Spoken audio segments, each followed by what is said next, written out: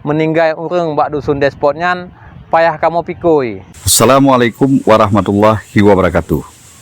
Berita Uronyo pun depu akibat jalan Fak Luyak di Kampung Punti Payung, Kecamatan Rantau Perlak, daerah pelosok Aceh Timur.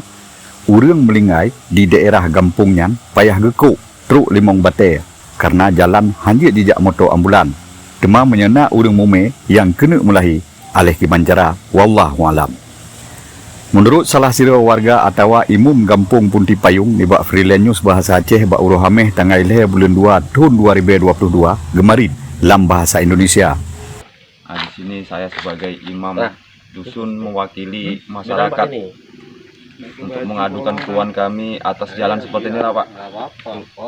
Ini jalan dalam kondisi keadaan kering. Jadi kalau dalam keadaan basah kesulitan kami warga untuk melalui akses ini untuk beraktivitas.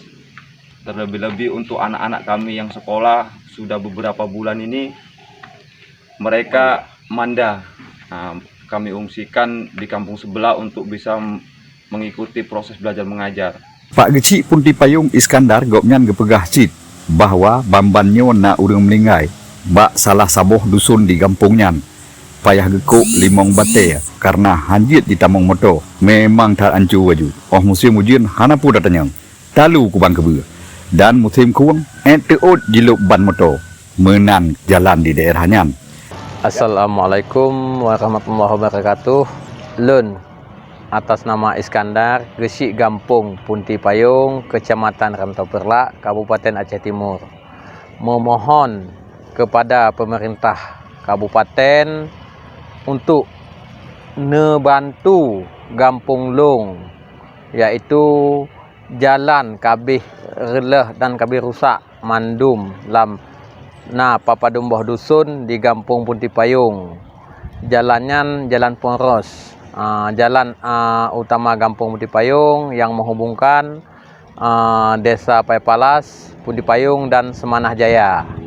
Hinan rakyat Long lebih kurang 200 kakak di dusun Sukamulia, dusun Despot, Makmur Besari dan Dondongsa.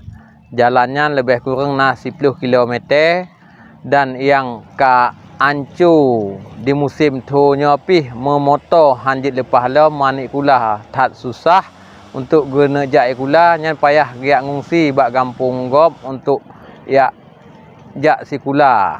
Karena lam dusunnya jalan jih memang sangat-sangat rawan dan Long mohon kepada pemerintah kabupaten untuk membantu pengerasan jalan Kampung Lun dan alat berat menyojot nak kirim secepat ji. Karena sangat pedih masyarakat Long bak gedebit hasil bumi, giak belanja, orang sakit dan baru ban-bannya wate musim ujian baru lam bulan 12 meninggal urang bak dusun despot nyan payah kamu pikui.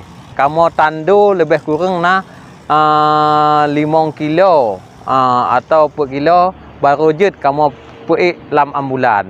Nyandup sedih kehidupan masyarakat Kampung Punti Payung yang di pedalaman Aceh Timur. Pak Gecik pegah lom ngan jalannya maka akan maju ekonomi masyarakat dan maju pendidikan di pedalaman Aceh Timur.